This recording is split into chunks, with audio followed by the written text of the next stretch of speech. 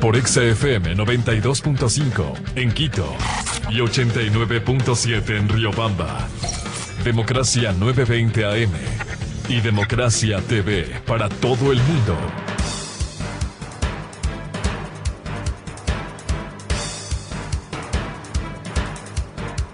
Siete 46 en el territorio continental ecuatoriano, buscando la verdad en la revista de opinión Democracia. Queremos saludar al señor presidente de la Corte Nacional de Justicia, doctor Iván Saquicela. Lo hemos invitado a un diálogo, algunos temas en coyuntura y otros tienen que ver con la tarea que cumple la Corte Nacional de Justicia. Quisiera empezar con este tema que, si bien se ha pronunciado ya el doctor Saquicela, es bueno esclarecer este anuncio de la Embajada de los Estados Unidos, que dio cuenta del retiro de visas a varios jueces ecuatorianos y otros individuos del sector legal y judicial, entre ellos abogados, con una circunstancia: cuando uno entra a la página del consulado, da cuenta que son revocadas las visas las personas que hayan violado los términos de su visa por trabajar ilegalmente, quedarse por periodos muy prolongados o por cometer actos delictivos. ¿En qué se encasillará? La embajada ha dicho que no da información pública en casos concretos, pero ¿en qué encajarán concretamente los generales de policía, los jueces, abogados, trabajadores del sector legal y judicial, partiendo de un hecho, doctor Saquicela, usted ha anunciado públicamente de que todos los jueces de la Corte Nacional, los jueces nacionales, no están inmersos, no están incursos en un retiro de visa? Muy buen día. Muy buenos días, Miguel. Muchísimas gracias por la oportunidad de dialogar. A mí me parece tan importante que los funcionarios públicos y más aún los jueces podamos, en representación de los jueces del país, podamos dialogar con los medios de comunicación social. La Corte Nacional de Justicia hace pocos días publicitó o hizo conocer un comunicado al país, y que fue un criterio y una resolución del Pleno de la Corte Nacional de Justicia. En términos generales, lo que nosotros hemos dicho en este comunicado es de que en la función judicial deben regir los principios de probidad y los principios de transparencia, y que por ello nosotros, como funcionarios judiciales, no tenemos inconveniente en informar que, lo que respecta a la Corte Nacional de Justicia, no se ha retirado ninguna visa a ninguno de los jueces o juezas, con jueces o con juezas. Y de otra parte, también hemos manifestado que el solo hecho de que se pueda retirar una visa, que es una decisión soberana, no merece sino nuestro respeto a una decisión soberana de otro Estado. Así es la democracia y el Estado de Derecho, respetamos aquello, pero hemos dicho que per se esto no constituye una infracción, pero que en todo caso los jueces debemos siempre estar con la predisposición para que, como funcionarios públicos, se nos pueda en cualquier momento, dentro del marco de un debido proceso, dentro del marco del propio ordenamiento jurídico, revisar nuestras actuaciones, nuestros actos, es decir, sencillamente tenemos que mostrarlos con absoluta apertura y transparencia ante la opinión pública. También creo que vale la pena puntualizar de que esto puede ser un lugar común, pero hay que decirlo y reiterarlo, aunque sea un lugar común. No es bueno generalizar. Más bien, la embajada americana nunca ha generalizado. La embajada, reitero, dentro de su propia decisión soberana, más bien ha referido a que existirían algunos casos puntuales, algunos casos concretos. Pero digo, no se debe generalizar, porque en cambio puede haber ciertos sectores interesados sencillamente en pretextar y meter las manos de la justicia. Y eso nosotros siempre hemos dicho que lo vamos a defender. No un cargo, sino defender la institucionalidad y defender la democracia.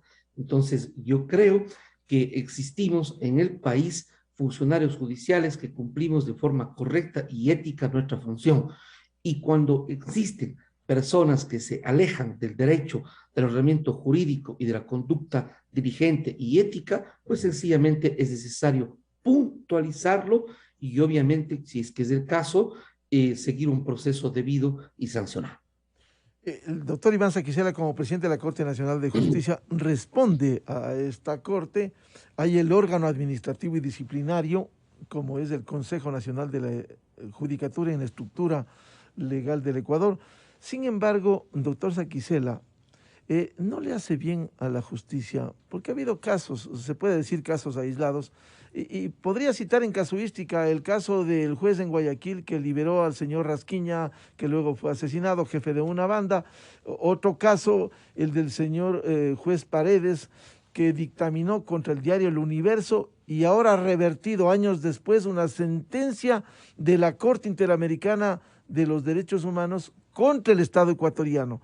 Pero el responsable sigue en la función judicial como que no ha pasado nada. Insisto, esto tiene que ver con el órgano administrativo y disciplinario, pero eso no genera una buena imagen al punto que el presidente Guillermo Lasso el fin de semana ha hablado de la posibilidad de hacer una consulta popular para reformar a la justicia. Más allá de los casos particulares que usted menciona, y por ser respetuoso de la propia independencia y no referirme yo como presidente de la Corte a un caso concreto o puntual, pero lo que sí debo decir, y le asisto la razón a usted, como digo, más allá de esos casos que usted los ejemplifica, lo que sí creo que efectivamente la propia función judicial, cuando existen procesos irregulares, cuando existen decisiones que vulneran la independencia y la imparcialidad de los jueces, o peor aún, que haya un acto de corrupción, la propia función judicial debe efectivamente dar respuestas en el marco jurídico. Como usted lo ha dicho, esto no depende de los jueces, depende del Consejo de la Judicatura. Hay dos ámbitos en los que podemos actuar, tanto el Consejo de la Judicatura cuanto los jueces del país. En cuanto al Consejo de la Judicatura, tiene el régimen disciplinario. A ellos les corresponde instaurar un sumario administrativo y llegar a sancionar cuando corresponde. En cuanto a los jueces de la Corte Provincial y de la Corte Nacional de Justicia, cuando nosotros conocemos un caso concreto, es decir, estamos yendo a resolver, a dictar una resolución, una sentencia, y ahí nosotros, si es que encontramos que existe negligencia, existe error inexcusable o existe dolo, hay que declararlo. En definitiva, a mí me parece que el propio ordenamiento jurídico no permite las generalizaciones y eso debe ser un llamado hacia casa dentro de la propia función judicial.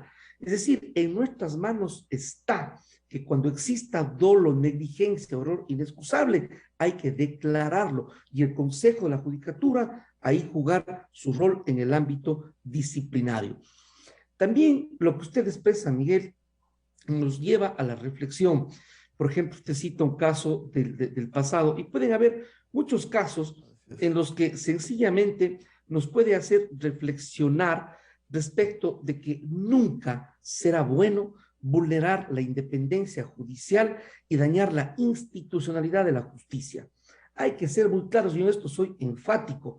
Nosotros, los jueces, y quien habla, por ejemplo, somos profesionales del derecho. Nosotros somos docentes universitarios. ¿Qué quiero decir con esto? No se trata jamás de aferrarse a un cargo, que obviamente es transitorio. Yo tengo un periodo, y en algún momento tendré que salir a seguir cumpliendo mis funciones profesionales. Pero eso no quiere decir, más allá de que no nos aferremos a un cargo, que se pueda afectar a la institucionalidad de un país. ¿Qué ha pasado? Hay historia penosa sobre esto. Recuerde usted, Miguel, la situación que sucedió con la llamada Pichicorte. Recuerde usted que sobre esto existen sentencias a nivel internacional. Puede imaginarse, Miguel, usted lo preocupante y penoso para un país que aproximadamente 6 meses en el Ecuador no existió Corte Suprema de Justicia. ¿Es posible esto en un Estado civilizado, en un Estado democrático y de derecho? Nosotros creemos que definitivamente no, y esas historias no pueden repetirse. Lo que sí yo he expresado, y hoy lo ratifico, y lo digo, lo he expresado y lo ratifico públicamente, yo creo que el señor presidente de la República, en más de una oportunidad, ha expresado el respeto a la independencia judicial y yo creo que él lo ha cumplido, él ha respetado la independencia judicial. Considero que convocar una consulta popular puede ser una importantísima oportunidad. Nosotros nos adherimos, nos sumamos a esa propuesta. ¿Propuesta de qué? De reformar la norma constitucional, recordando que es una constitución del año 2008 y que en definitiva nos debe hacer debatir, nos debe hacer reflexionar si es que ese diseño, esa suerte de arquitectura institucional constante en la Constitución del 2008 es la óptima, es la correcta, es la adecuada para el funcionamiento de un sistema de justicia. Naturalmente, hay que debatir, hay que dialogar. En principio es una idea que yo la veo positiva. Además, si somos propositivos, si tenemos, y yo estoy seguro de aquello, los ciudadanos vamos a tener la buena fe, la actitud cívica de realmente querer transformar en positivo la institucionalidad del sistema de justicia. Pero naturalmente habrá que discutir ya cuál sería el contenido, en que podría consistir en forma específica, en la minucia, una reforma del sistema de justicia. Una reforma que busque, ¿qué? Fortalecer la institucionalidad, fortalecer la independencia, fortalecer a un sistema de justicia que sea moderno, ágil, eficiente. Para eso, además, hay que invertir recursos económicos para poder tener el personal suficiente, para invertir en la tecnología. Es decir, realmente ocuparnos del sistema de justicia en términos en que queremos de forma definitiva mejorarle para garantía de los derechos de los ciudadanos y para el fortalecimiento de la democracia. Cuando se trata de ese objetivo, yo creo que los mismos judiciales del país debemos ser los primeros que nos pongamos en el propósito de mejorar a la institución a la que nos debemos. Doctor Saquicela, toda reforma, como usted ha avalado, es importante y necesaria en un mundo tan cambiante, tan necesario. Por cierto, lo digo personalmente, no una reforma como la de mayo del 2011, como usted bien ha citado, diciembre del 2004, gobierno de Lucio Gutiérrez, cuando se creó la Pichicorte y se echó afuera con el argumento de que era temporal, dijo, cuando lo entrevisté al presidente Gutiérrez.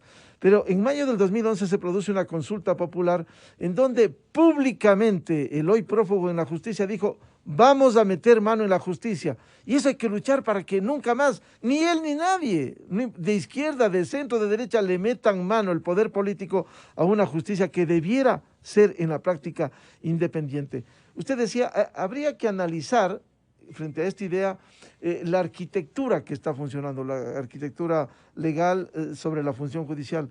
Hay una experiencia, la Constitución del 98 estableció la Corte Suprema de Justicia y hoy la Corte Nacional de Justicia.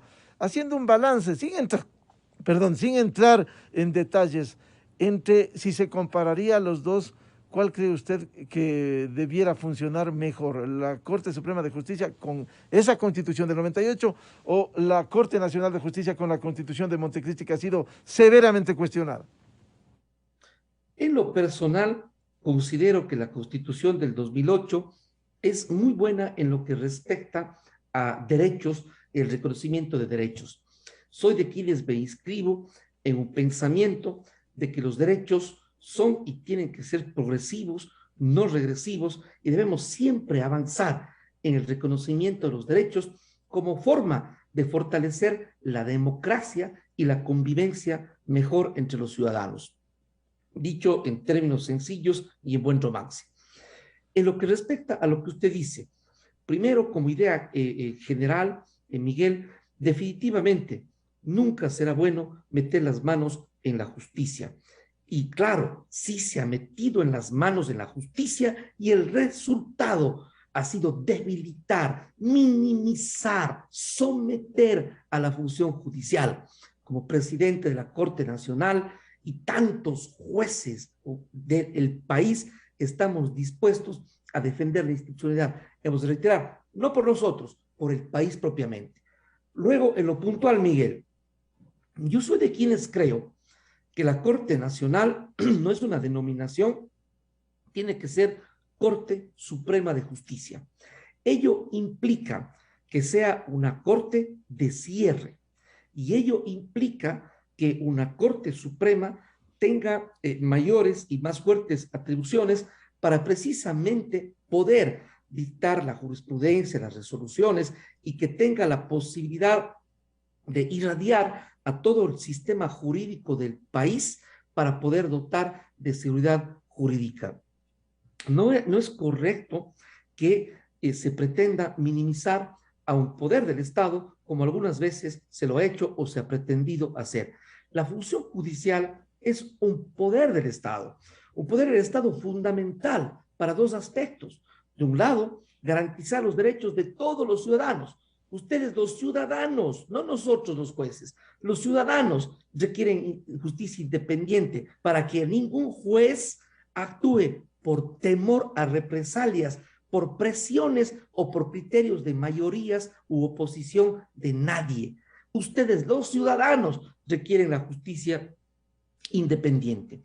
Y luego, el otro aspecto, además de una justicia que sea independiente, imparcial, una Corte Suprema que tenga la posibilidad de ejercer lo que se llama un contrapeso en la democracia cuando exista eventuales casos, o ya realmente casos más bien de corrupción y sean procesados. Al respecto, así como se señala ciertos actos irregulares y yo digo se debe sancionar, yo invito a pensar las decenas, los cientos de casos que todos los jueces del país resuelven en garantía de los derechos. Y la Corte Nacional, Miguel, usted conoce perfectamente, usted conoce lo que esta Corte Nacional de Justicia ha resuelto tantos casos que tienen que ver con corrupción y que incluye la condena de altos funcionarios del Estado y que incluye expresidente, exvicepresidente de la República. Yo no quiero sobre esto hacer juicios de valor político. Lo que quiero decir es simplemente que ahí está el cumplimiento del deber y que por lo mismo puede existir sectores que estén interesados en tomarse la justicia. No nosotros, a un país democrático, a una sociedad que quiere garantía de derechos, no le conviene que nadie le meta las manos en la justicia. Por ello yo creo que más bien lo que expresa el presidente de la República, reitero, yo creo que es una oportunidad, más allá de luego ir a debatir, dialogar, el contenido, digámoslo, con civismo, con altura, en forma propositiva por el país. Yo creo que es una oportunidad para poder reformar en beneficio del Ecuador al sistema de justicia. Yo quiero hacerles notar algo. ¿Qué se necesita? Yo me preguntaría, y un ciudadano se pregunta, ¿qué se necesitaría para que el sistema de justicia funcione bien? Yo creo que se requiere, primero, una fuerte institucionalidad. Se requiere independencia e imparcialidad de los juzgadores. Se requiere una conducta ética en los funcionarios judiciales. Se requiere un sistema procesal que nos ayude en ser eficaces y eficientes y en resolver en tiempos oportunos. Se requiere el suficiente personal y se requiere la tecnología. Hoy por hoy es clave la tecnología que incluye el expediente electrónico, que incluye los sistemas informáticos, etcétera, para cumplir adecuadamente la labor. Y algo más, Miguel. Yo creo que nosotros, los funcionarios públicos, debemos ser totalmente, tener una total predisposición a la crítica. No, ese no es el problema. Que nos cuestionen, que nos critiquen, ese no es el problema. Así es la función pública y una actitud correcta ante la vida, la crítica y la autocrítica. Sin perjuicio de ello, lo que yo creo, Miguel, es de que en un país debemos aprender y debemos construir una cultura de respeto a la norma jurídica, porque no puede ser que mañana, porque a mí personalmente no me gusta una sentencia, porque yo personalmente perdí un caso, no puede ser que por eso la justicia no valga. No, así no se construye una cultura jurídica y un Estado democrático. Si mañana a mí no me gusta una sentencia, tengo que impugnarla. Y si es que a mí en lo personal me victimizaron de un acto corrupto o irregular, ese caso es el que hay que sancionar. Pero yo aprecio, sin negar que hay actos irregulares y que se debe sancionar, hemos dicho hasta la saciedad. Algunas veces lo que sucede es de que simplemente se comenta tal o cual caso en particular por el solo hecho de una inconformidad. El otro día leí en las redes, mire usted, leí en las redes, todo abogado penalista del país Yo digo, estudiante de derecho, digo hasta porque todavía está formándose, sabe que en nuestra ley un recurso de revisión en materia penal no es posible si es que no existe, salvo algún caso que está regulado en la ley, no existe la posibilidad de revisar un caso, recurso de revisión penal, sin prueba nueva. Claro, No eso dice, existe. si me permite, doctor Saquicela, el 658 Sí, me parece, ¿no? Si no hay así prueba es. nueva. Pero sin embargo, ahí volvemos al inicio, tomarse la justicia para con cualquier argumento revisar. El recurso de revisión es legal, está habilitado por el COIP, pero como usted bien dice, uno de los requisitos es que apruebe, por decir algo, que apruebe el cadáver de alguien que no aparecía y apareció, o testimonios nuevos. Eso es en casuística lo típico, pero hay políticamente meterle manos para revisar juicios y sentencias. No se trata de eso, efectivamente, Miguel, de tratar de meter mano o tratar de desprestigiar a la justicia para poder revisar ciertos casos particulares. Lo que usted acaba de decir con tanta claridad, lo que usted ha ejemplificado del recurso de revisión, y sin embargo, yo he leído, por ejemplo, en las redes sobre algún caso particular, jueces ignorantes, que es el adjetivo menor, que no se me permitió el recurso de revisión pese a tal o cual cosa. Yo puedo entender humanamente, pero los jueces lo que tienen que hacer es aplicar la ley. Entonces, eso es importante, Miguel. En definitiva, yo digo, no a las generalizaciones, sí a las puntualizaciones. El propio sistema de justicia, los jueces y las juezas del Ecuador, debemos tener la capacidad de ser autocríticos y jurídicamente hablando, de autodepurarnos cuando es el caso.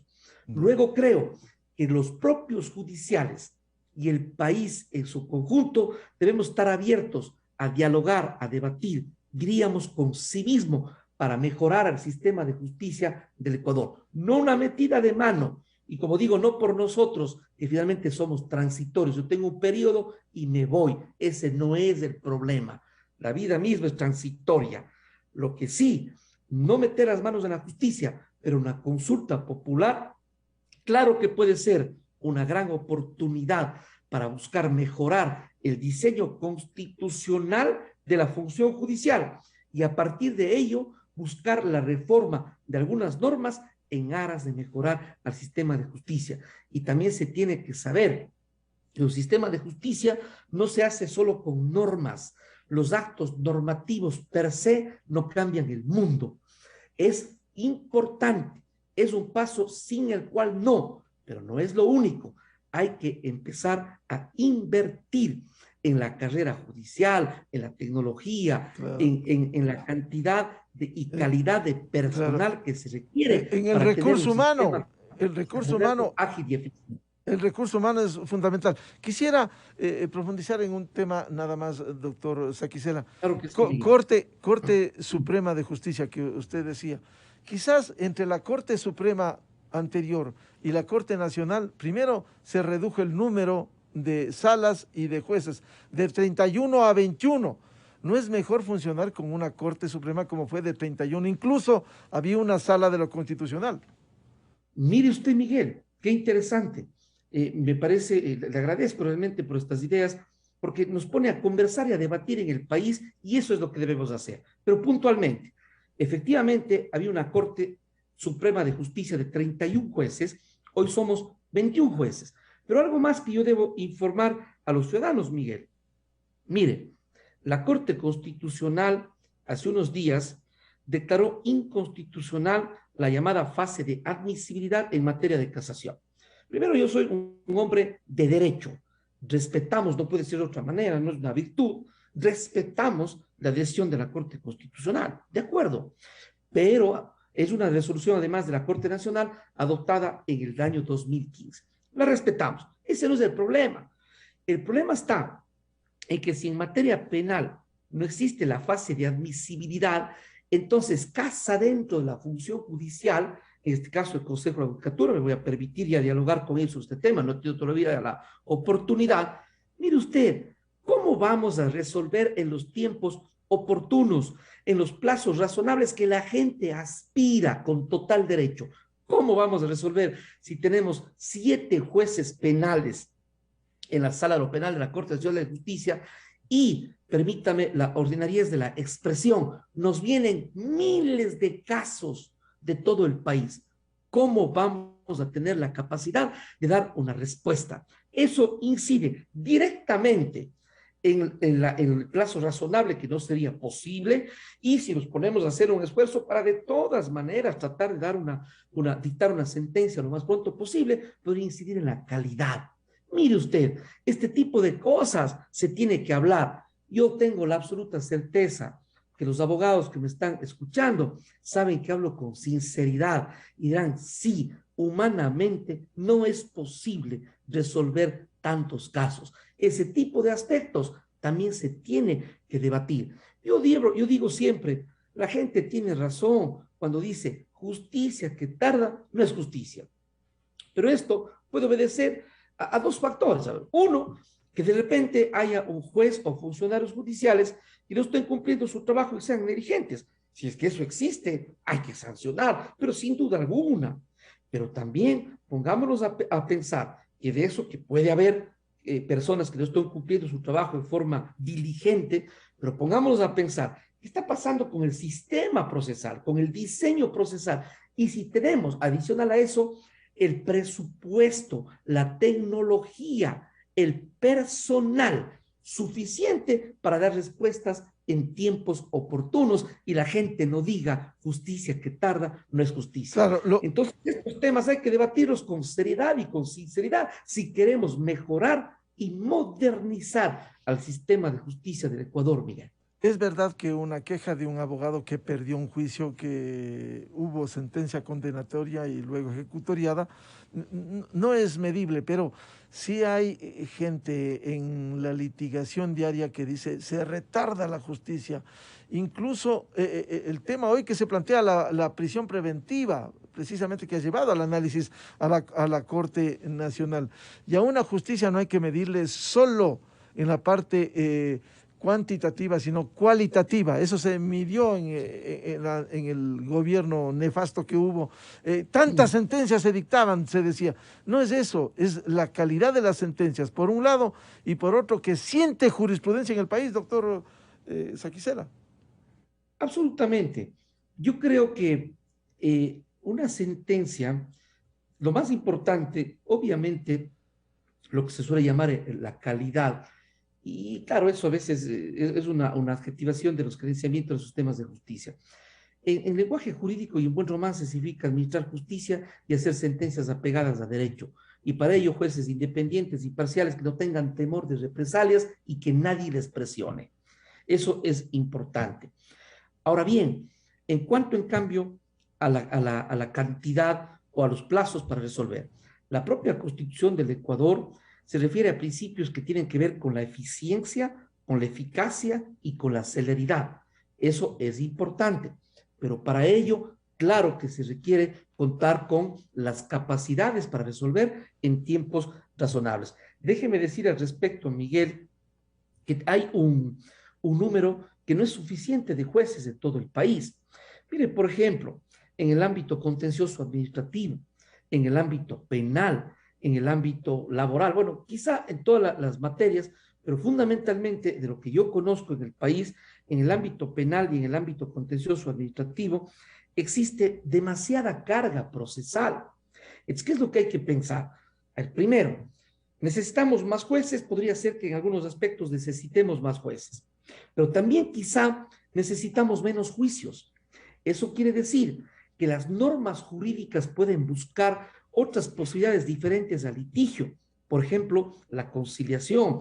Por ejemplo, el hecho de que en materia contencioso-administrativa no todo llegue a casación por parte del sector público del Estado. Y usted tiene finalmente un sistema de justicia que puede colapsar y no dar respuestas razonables en el tiempo. Se hace pesado, se hace lento. Este tipo de cosas, Miguel, es necesario debatirlo. Es decir, no está todo en los jueces, ni en lo bien ni en lo mal. Hay aspectos más sistémicos para lograr cabalmente un sistema de justicia mejor. Doctor Saquicela, ¿cuál es concretamente la carga procesal que tiene la Corte Nacional de Justicia en la actualidad? ¿Hay represamiento? No puedo darle, No puedo dar en este momento números, Miguel, porque es dependiendo las materias, etcétera. Pero lo que le puedo decir es de que, en definitiva, tomemos en cuenta que de los procesos de las cortes provinciales de las provincias, una buena parte viene a la Corte Nacional. Y en materia penal existía una suerte de filtro que suele llamarse coloquialmente de admisibilidad en materia de casación penal. Que la Corte Constitucional lo declaró inconstitucional. Entonces, ¿qué nos hace pensar casa dentro de la función judicial? Que es necesario fortalecer la sala penal, de lo contrario no vamos a tener la capacidad de dar una respuesta en tiempos razonables. Puede imaginarse usted lo que significa que casi todos los casos penales del Ecuador deban ser convocados a audiencia por 7 jueces penales. La pregunta es, ¿tenemos la capacidad de dar respuesta a eso? Yo diría que no es posible. La pregunta es, ¿amerita que se llame a audiencia porque la Corte Constitucional lo ha resuelto? Sí, señor. Nosotros tenemos que acatar y se discutirá en audiencia. Pero el problema no solamente es los derechos en la parte sustantiva, sino en la parte procesal, tener la capacidad de dar respuesta para ser eficientes.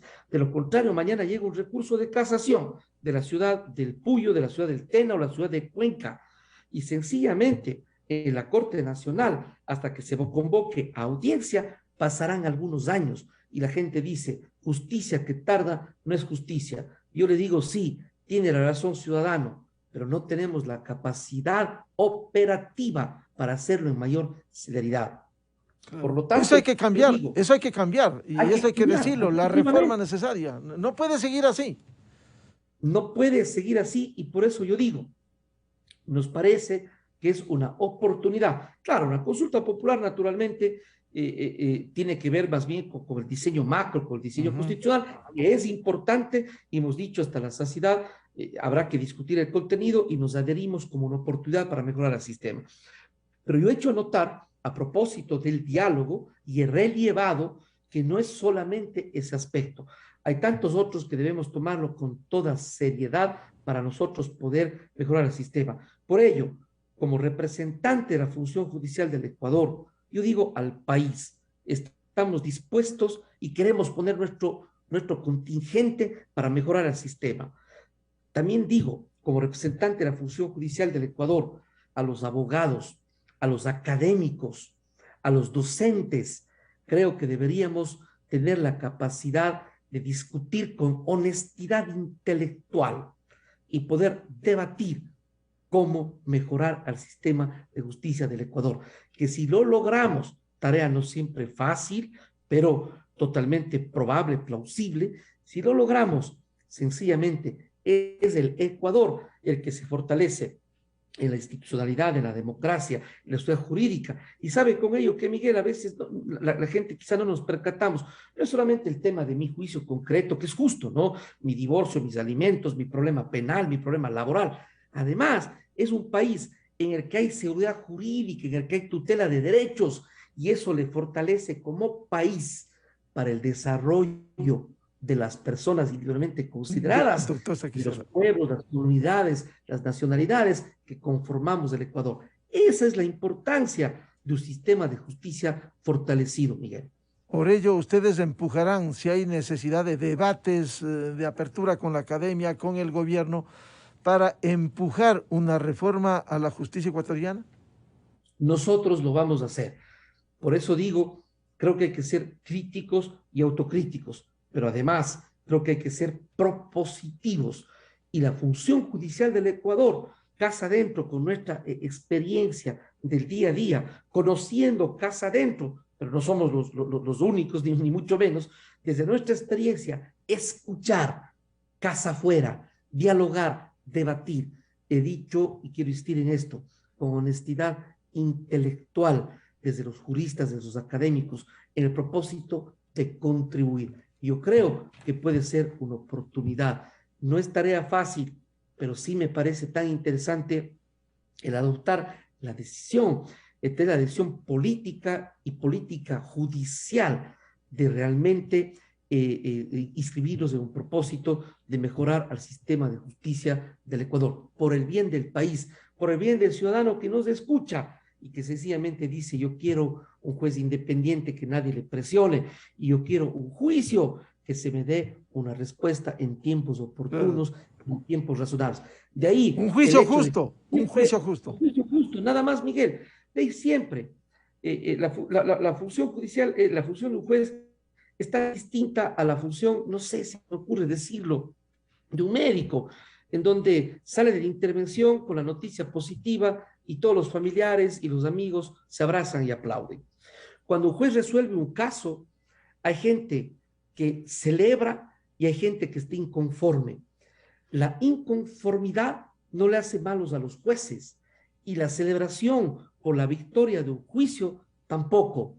Sencillamente, un sistema de justicia se va legitimando por el apego al ordenamiento jurídico, más allá de que siempre habrá conformes o inconformes. Esto no significa el no aceptar una autocrítica, pero si es que hay inconformidad respecto de un sistema que nos pone en peligro la institucionalidad, que nos pone en peligro en irnos deslegitimando porque hay problemas graves en la justicia, no, hay que ponernos a pensar en que tenemos efectivamente que autodepurarnos, que ser autocríticos, que mejorar, de acuerdo. Pero siempre digo yo, no implica una sentencia inconforme que el juez sea corrupto o haya un acto irregular. Y en eso, una sociedad democrática tiene que ir avanzando en el respeto y en la norma y en la construcción de una cultura jurídica. Eso puede gustar o no gustar, puede ser popular o impopular. Mi comentario, nosotros no estamos para mayorías o minorías, nosotros estamos para el respeto al ordenamiento jurídico, el respeto al derecho. Eso a la corta y a la larga, se dice popularmente, nos hace bien.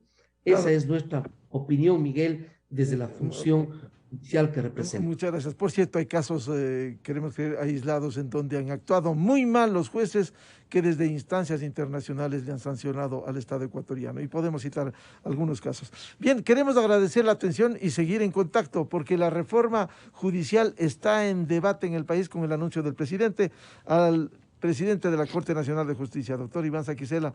Muchas gracias, como siempre, su atención, Iván, a la revista de Opinión Democracia. Gracias, más bien a usted, Miguel, por la oportunidad de dialogar. Y sí, siempre estamos abiertos a poder conversar. Muchas gracias por permítame yo decirlo, así lo sentí, un tan interesante diálogo para que los ciudadanos puedan conocer las ideas de los medios de comunicación y de la función judicial. Muchas gracias al doctor Iván Saquicela. Buscando la verdad en la revista de Opinión Democracia, 8:24 minutos en el territorio continental ecuatoriano. Pausa publicitaria y ya volvemos con un debate sobre la resolución de la Corte Constitucional en torno al uso de esa disposición para tratar de liberar a detenidos en casos de corrupción. Invitados el doctor Hernán Pérez Luz y el doctor Ramiro García Falconi. Miguel Rivadeneira en la revista de Opinión Democracia. Inicio de espacio promocional y publicitario. ¿Te emociona un mundo donde la humanidad coexista en armonía con la naturaleza? Con tu ayuda es posible. Ahora, pequeñas acciones producen grandes cambios. Desconecta los cargadores de los equipos que no utilices. Apaga las luces al salir de la habitación. Verifica los sellos de ahorro de energía cuando adquieras electrodomésticos. La solución está en tus manos. ¡Ahorremos luz!